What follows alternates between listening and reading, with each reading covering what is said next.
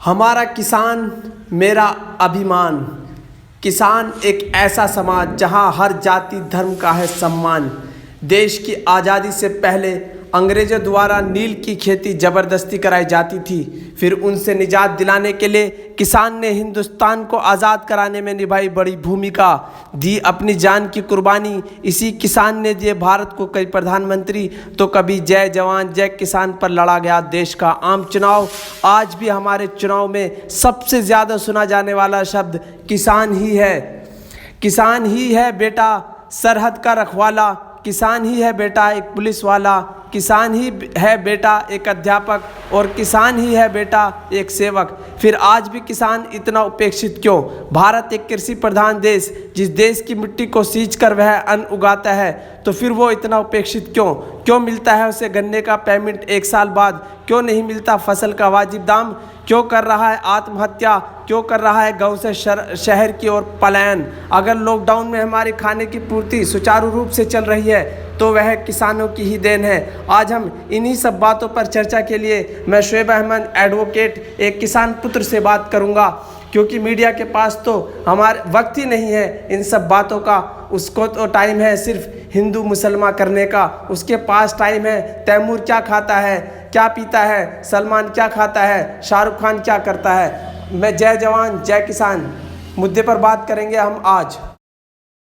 जियो India पर आपका बहुत बहुत स्वागत है। शुक्रिया साहब, शुक्रिया। मैं जानना चाहता हूँ लॉकडाउन, जिस तरीके का अब लॉकडाउन चल रहा है, इसमें किसानों पर क्या इफेक्ट है? मतलब किसान किस तरीके से आप देखते हैं किसान को? आज के दौर में पूरे देश के अंदर इस महामारी से लोग सभी परेशान हैं।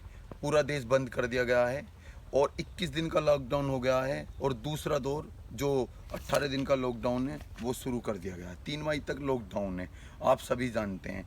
आप ये बताइए, पूरे देश के अंदर सब जगह कोई जवानों की तारीफ़ कर रहा है, कोई डॉक्टरों की तारीफ़ कर रहा है। सब लोगों का, इन लोगों का काम सराहनीय है, मैं मानता हूँ। लेकिन जो जवान जो हमारी सीमाओं से लेकर जो हमारे देश की सुरक्षा कर रहे हैं, वो जवान भी किसान के बेटे होते हैं, ये तो आप मानते हैं। लेकिन उसके बावजूद भी इस देश में कोई भी किसान की बात नहीं कर रहा है।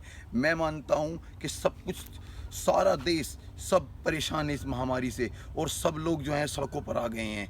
मजदूर तबका सबसे ज़्यादा परेशान है, लेकिन कोई आदमी भी आज किसान की तरफ को देखने को तैयार नहीं है। सरकार किसान का कोई जिक्र नहीं कर रही है इस मसले के लेकर। आप ये देखिए कि 40 दिन के इस लॉकडाउन के अंदर उद्योग जगत, हरियाणा के उद्योग जगत ने कहा है हम अप्रैल की सैलरी नहीं देंगे।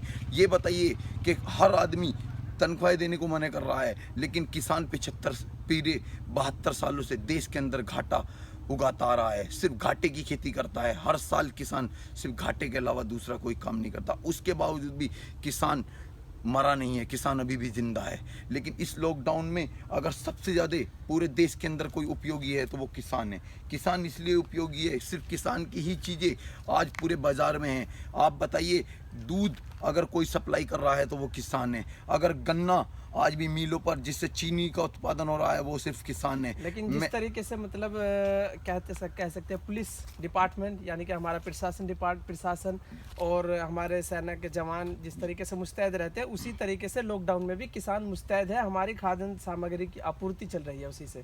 जिस तरीके से किसान मतलब सब्जियां आ रही हैं, फल आ रही हैं, वो सब किसान की ही देन मानते हैं आप इसे? बिल्कुल बिल्कुल। आप ये देखिए, छोटी सी मिर्च से लेके सब्जी, जितनी भी चीज़ें हैं, जो भी हमारी डेली दिनचर्या की चीज़ें हैं, वो भी किसान ही उगा रहा है। अगर पूरा देश भी बंद हो जाएगा, उसके बावजूद भी किसान का काम कंटिन्यू है, और ये पूरे देश को किसान ही पाल सकता है। सिर्फ एक किसान ही ऐसी चीज़ है। और इससे मतलब लॉकडाउन की वजह से जो किसान पे इफेक्ट पड़ा, इससे अर्थव्यवस्था को किस तरीके से देखते हैं? भारत की अर्थव्यवस्था पे क्या फर्क पड़ेगा? भारत की अर्थव्यवस्था, भारत एक कृषि प्रधान देश है जहाँ पर 70% लोग खेती करते हैं।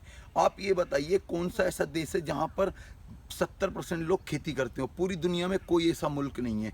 लेकिन मुल्क ना होने के बावजूद भी भारत में 70% लोग खेती करते हैं। सरकारों को पता है यहाँ पर 70% लोग खेती करते हैं, और पूरा देश कृषि पर निर्भर है। और हमारे देश की अर्थव्यवस्था आजकल घटता जा रहा है, लोग पलायन कर रहे हैं गाँव से शहरों की ओर। उसकी वजह सरकार की कमियां हैं, उसकी वजह सरकार की कमियां हैं। आप ये देखिए, 70% लोग खेती करते हैं। जिस कारोबार को 70% लोग करते हो, उस कृषि को कोई भी सरकार ध्यान देने के लिए तैयार नहीं है।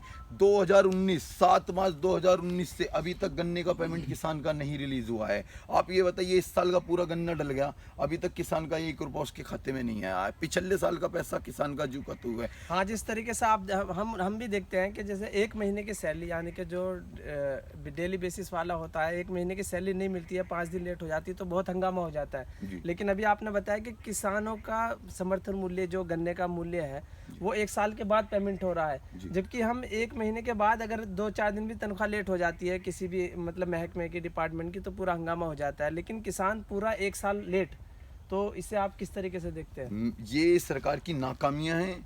इस सरकार ने भी ये वादा किया था कि हम 15 दिन में, इनके घोषणा बजट में हैं।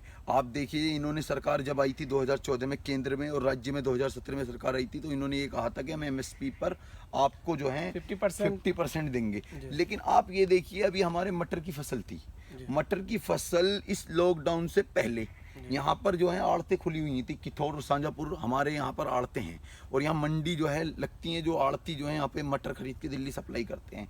उसके बावजूद यहाँ पर जो मटर का भाव था वो 27 रुपये किलो था। आपने, मोदी जी ने लॉकडाउन लगा दिया, किसानों के बारे में कोई सोचा गया नहीं, बिना निर्णय, बिना किसी डिसीजन लॉकडाउन लगा, यहाँ से मंडी वाले रहे नहीं। उस मटर का भाव 8 रुपये किलो आ गया। हमारे मटर में 9 बीघे मटर था, 45,000 रुपये की लागत थी, वो मटर 30,000 रुपये का हुआ। 15,000 रुपये का उल्टा घाटा हुआ। नफ़ा तो है क्या? आज देश के अंदर हर आदमी घाटा घाटा घाटा घाटा कर रहा है। किसान तो पिछले 70 सालों से घाटा आ रहा है, कोई इस पर भी चर्चा करता है? अच्छा, लॉकडाउन में जिस तरीके से सरकार की तरफ से घोषणाएं हुई हैं, मतलब जो है 1,000 रुपये किसी को मिल रहे हैं, किसी को जनधन में 500 रुपये आ रहे हैं, मजदूरों का ख्याल रखा जा रहा है, फ्री वितरण राशन प्रणाली किया जा रहा। ऐसे में किसान की जो फसल है उसकी, जैसे सपोज कीजिए आपने बताया मटर, तो मटर का भाव बहुत कम हुआ, तो क्या सरकार को इसमें सब्सिडी की मांग करते हैं आप, या मतलब किस तरीके से देखते हैं? किसान के लिए सरकार ने बीमा योजना चालू की थी, वो बीमा योजना पूरी तरह फेल हो चुकी है। ग्राउंड पे उनका कोई काम नहीं है। देश के अंदर जो कहा गया था कि हमने बीमा योजनाएं चालू की हैं, बीमा योजना का पूरे देश में कहीं पे भी कोई असर नहीं दिखता, किसान को इसका कोई लाभ नहीं पहुंचता। ये सब सिर्फ अफवाह है, ऊपर कागजी कार्रवाई होती है। अब आ जाइए मुद्दे की बात पर। मुद्दे की बात यह है, इस वक्त किसान को फौरी तौर पर राहत चाहिए। राहत में क्या है? अगर आप किसान को कुछ नहीं दे सकते, ना आपकी कोई हैसियत है देने की सरकार की, क्योंकि सरकारें सिर्फ कह सकती हैं, दे नहीं सकती किसान को। किसान को इस वक्त कम से कम 6 महीने का तो बिजली बिल माफ़ कीजिए, और जो किसान परिवार हैं उनके घरों का भी बिजली बिल माफ़ कीजिए। दूसरा, किसान को आप कुछ नहीं दे सकते, लेकिन जो अब इस वक्त अनाज मंडी आप ओपन कराइए। बच्चे स्कूल में जा रहे हैं, बच्चे स्कूल में जा रहे हैं, स्कूल वाले 1 रुपए की फीस माफ नहीं कर रहे किसानों की। कोई कहीं पे नहीं है मसला, कह रहे हैं कि जी आज आप ये देखिए। अच्छा, क्या मतलब किसानों को इस वक्त यूरिया खाद जो मिलता है, क्या वो उधार मिल रहा है इस वक्त लॉकडाउन में? कोई उधार नहीं मिल रहा। पहले ये हो रहा था, अब से जो पिछली सरकारें गई थी उसमें क्या था, मिल की तरफ से कुछ खाद मिलता था, अब वो भी बंद कर दिया गया है। मिलों ने भी खाद देना बिल्कुल बंद कर दिया है। अब किसान अपने आप उधार सोसाइटी से या जहाँ से भी अपना, जिन पे सोसाइटी की अकाउंट्स होते हैं, जो बड़े किसान होते हैं वो ले लेते हैं, बाकी अपना किसी को 2 कट्टे 4 कट्टे। यूरिया पर दाम बढ़ा दिए गए हैं क्योंकि ब्लैक हो रहा है सब कुछ, डाई पे दाम बढ़ा दिए गए हैं। और उसके बावजूद भी किसान जो है, किसान का भाव वो ये सेम गन्ना 315 रुपये को जा रहा है, इससे ज़्यादा कोई भाव नहीं है, और वो भी 1.5-2 साल में पेमेंट मिलता है। आप ये देखिए, पर्ची भी कम आ रहे हैं, इसकी भी शिकायत कर रहे हैं लोग। पर्ची की शिकायत ये है, अब ऑनलाइन सिस्टम कर दिया गया है गजट, जिसकी गजट के हिसाब से पर्ची आएगी। पहले क्या था कि पर्ची रेगुलर आ जाती थी तो किसान जल्दी अपना खेत खाली कर लेता था। आज पर्ची रेगुलर नहीं आ रही है, और किसान जो है इससे भी बहुत परेशान है। लोगों का अभी भी गन्ना खड़ा हुआ है। मतलब देश की आज़ादी से लेकर जितनी भी सरकारें बनी, केंद्र में चाहे राज्य में, सबने किसान समाज का एक तरीके से शोषण किया है। सिर्फ जो है किसानों के ऊपर राजनीति की है, इसके अलावा कुछ नहीं। सिर्फ एक पिक्चर दिखाएगी, बड़ी पिक्चर, लेकिन अगर पीछे देखे तो कुछ नहीं मिला। इसकी वजह यह है, 70 सालों में आज तक चौधरी चरण सिंह और हमारे वीपी सिंह, चंद्रशेखर जी, इन्होंने एक नारा दिया था, HD देवगौड़ा जी, इन्होंने एक नारा दिया था, जय जवान जय किसान का, और इस नारे को बहुत सराहना की गई, देश में इस नारे को माना भी गया। चौधरी चरण सिंह किसानों के मसीहा कहलाए गए हैं। उन्होंने जमींदारा ख़त्म किया उत्तर प्रदेश का। मैं मानता हूं कि चौधरी चरण सिंह जी ने जो जमींदारा किया था वो बढ़िया था, लेकिन आज एक चीज़ को आपको मानना पड़ेगा, पूरे देश के अंदर किसानों की कोई बात नहीं उठाता है, किसानों के मुद्दे पर कोई राजनीति नहीं करता है। पहले आंदोलन होते थे, मीलों पर लोग इकट्ठे हो जाते थे, कमिश्नरी घेर लेते थे किसानों की बात करने के लिए, किसानों से मुद्दों पर बात करने के लिए। उनको लड़ झगड़ के पेमेंट दिलवा दिया जाता है। जब से राष्ट्रीय लोकदल का जनाधार पश्चिम से खत्म हुआ है, कोई भी किसानों की लड़ाई नहीं लड़ता है और किसानों का बिल्कुल पहले एक पलायन हो रहा है राष्ट्रीय शहरों किसान के। यूनियन हुआ करती थी, राष्ट्रीय किसान यूनियन भी बिल्कुल चुप बैठी आजकल है, बहुत जो है मतलब खामोशी अख्तियार की नहीं हुई है। कोई जिक्र नहीं है। आप देख लीजिए, वो तो सिर्फ टूल टैक्स तक सीमित है, वो टूल पिला जाओ पर नाके तोड़ दिए और बाकी अपना टूल वसूली यहाँ तक सीमित है। मैं इस वक्त आया हूँ खेत पर, जहाँ किसान दिन रात मेहनत किए हुए हैं इस लॉकडाउन में भी, और हमारे खाद्यान्न पदार्थों की आपूर्ति कर रहा है। मैं आपको सीधे किसान की तरफ ले चलता हूँ। देखिए किस तरीके से मतलब ये गेहूँ काट रहे हैं। ऑन द स्पॉट मैं यहाँ पर आया हूँ और मैं कुछ किसान अम्मा बैठी यहाँ पे, उनसे पूछना चाहता हूँ कुछ। अम्मा, आपको किस तरीके से मतलब लॉकडाउन में कितनी परेशानी हो रही होगी? भैया गर्मी में काट रहे हैं, बताओ और क्या करें। और सरकार ने बहुत सारी सरकार दे नहीं रही कुछ भी। सरकार कह रही कि हमने 1000 रुपए दे दिए, बहुत सारी चीजें की फ्री अनाज भैया दिया जा हमें रहा ना है। दिया, हमें क्या दे दिया। हम तो भैया यूँ काट रहे हैं अपना खेत को, अपना कर रहे हैं गुजारा। और एक बहुत अच्छी कमाल की बात देखिए, मैंने यहाँ पर किसान सोशल डिस्टेंसिंग का पूरी तरीके से पालन कर रहा है गेहूँ काटते हुए भी। जी मुझे बताइए किस तरीके से प्रॉब्लम फेस कर रहे हैं आप? मतलब सर हम जो है सुबह को बहुत सवेरा आते हैं और जो है लॉकडाउन की वजह से घर भी नहीं पहुंच पाते हैं। यहीं पर ही हम अपना कार्य संपन्न करते हैं और यहीं खाना बनाते हैं। हमें गवर्नमेंट से किसी भी प्रकार की कोई भी जो है सहूलियत या चीज़ हमें नहीं मिली है। गन्ने का मूल्य राज्य सरकार और केंद्र सरकारें मिलकर 315 रुपये पर कुंटल दे रही हैं, वो भी 1 या 1.5 साल के बाद। लेकिन मैं आपको इस खेत में ले चलता हूँ जहाँ इस वक्त अभी सिर्फ गन्ना बोया गया है, जस्ट 1 या 2 महीना इसको हुआ है। अब मैं ये जानना चाहता हूँ अपने किसान भाई से कि इसमें कितना लागत आपकी आ जाती है जब आप इसको पूरी तरीके से प्रिपेयर करते हैं? देखिए, खेत जब जो है जुताई वगैरह हो जाती है, उसमें जो है कम से कम 300 रुपये बीघे की रूटर की जुताई है। उसके बाद इसमें बोने का खर्चा आता है, 500 से 600 रुपये इसकी बुआई आती है। 500 से 600 रुपये जो है जुताई वगैरह आती है, फिर इसकी बुआई आती है। उसके बाद इसमें खाद डाला जाता है, 200 रुपये बीघे का कम से कम खाद, तो 800 रुपये बीघे का ये हो जाता है। 3 कुंटल पर 6 से 5 कुंटल पर बीघे का जो है गन्ना लगता है, जो 1500 रुपये बीघा होता है। तो मैं आपको छोटी जानकारी देता हूँ, 1000 और 1500 2500 रुपये हो जाते हैं। उसके बाद ये सपोज करो पेड़ी है हमारी, दूसरी बार की ईख है, ये पूरे 1 साल लेगी। 1 साल में पूरे में तैयार हुई, पिछले साल पौधा थी, इस साल पेड़ी है।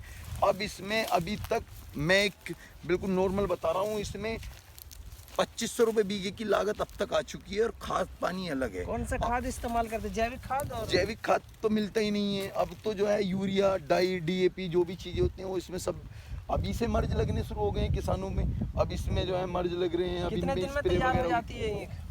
ईख को तो कम से कम भी 8 महीने चाहिए। अब ये ईख कम से कम जाके आप ये समझिए जनवरी में जाके तैयार हो, यानी कि 8 महीने से एक तरीके से आप बच्चे की तरह पालन पोषण करेंगे जी। उसके बाद जो है सरकार मिल में देंगे गन्ना जी, पर्ची आएंगी, उसके बाद गन्ना देंगे, उसके बाद भी 1.5 साल बाद पेमेंट। जी 1.5 साल कम से कम। आप ये लगाइए 7 मार्च 2019 तक का भी पेमेंट आया है सिम्बावली और नंगलामल मिल पर, हमें यहाँ जिला मेरठ के अंदर, तो 7 मार्च 2019 का अभी तक पेमेंट आया है। देख सकते हैं कि इससे ऊपर का कोई पेमेंट नहीं। किसान जो है दैनिक भोगी जिसे कहते हैं, डेली का जो मजदूर होता है, उससे भी कहीं ज्यादा मतलब उसकी हालत पतली है एक हिसाब से देखा जाए तो। 9 महीने पहले वो पालन पोषण करता है अपनी खेती के गन्ने का, और उसके बाद वो देता है वहाँ पे। हाँ, अब मैं आपको छोटी सी बात मैं कह के अपनी बात खत्म करनी चाहता हूँ। मेरी बात ये है सर, आप ये बताइए, जो हमारा पूरा देश है इस टाइम सब भुखमरी और इस कोरोना की बीमारी से सब हाय मची पड़ी है पूरे देश के अंदर। कोई आदमी सोचता है किसान के बारे में? कोई नहीं सोचता। किसान भूखा मर रहा है, प्यासा है, कैसा है, क्या उसको परेशानी है, खाद चाहिए, बीज चाहिए, उसका पेमेंट मिला है, फसल का नहीं, उसके बाद भी किसान जिंदा है इस देश के अंदर। लेकिन कोई किसान की बात नहीं करता। और मैं यहीं पे अपनी बात जो है आपसे बहुत बहुत शुक्रिया, आप हमसे ठीक जुड़े है। और शुक्रिया बहुत साहब। बहुत शुक्रिया। तो आपने जाना किस तरीके से किसान की हालत आज देश में बद से बदतर होती जा रही है। पहले किसान 1 साल अपनी फसल उगाता है, उसके बाद जब उस फसल को डालता है गन्ने की खेती को, जब वो 315 रुपये कुंटल उससे हासिल करता है, वो भी पूरे 2.5 साल बाद, क्योंकि 1 साल वो पहले पालता है, उसके बाद मिल में जाने के बाद 1.5 साल बाद पेमेंट आता है, तो कुल मिलाकर के 2.5 साल हो गए। इससे किसान की हालत बदतर होती जा रही है। लेकिन इसमें ध्यान दिलाना चाहता हूँ सरकार का, राज्य सरकार का, कि इस ओर ध्यान दें और इस तरीके की परेशानी ना हो, क्योंकि किसान हमारा एक तरीके से मसीहा है। और मैं ऐसे मुद्दे आपके समक्ष उठाता रहूँगा। बस आज के लिए इतना ही। जय हिंद, जय भारत।